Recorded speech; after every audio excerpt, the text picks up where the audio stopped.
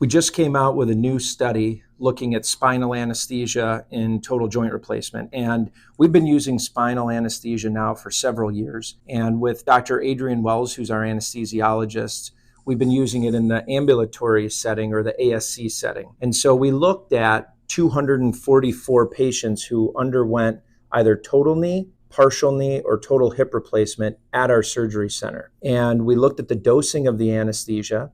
And what we were trying to determine is, can we use a lower dose that will allow us to have enough anesthesia for the surgery, but also improve the rate at which patients are able to start regaining their function so that they can walk and go home faster.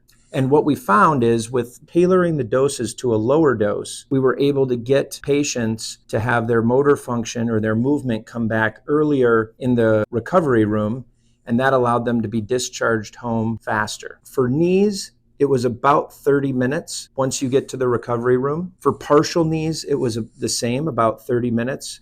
And for total hip replacement, it was about 48 minutes. And we found that most people met discharge criteria close to just under 90 minutes. So about an hour and a half after you get to recovery from the total knee hip replacement, you're starting to move everything. And that meant that of those patients, the average time to being discharged home and walking to your car is just under 2 hours. So I think by looking at anesthesia and working with our anesthesia partners, we're able to improve that experience when we do total hip and knee replacement.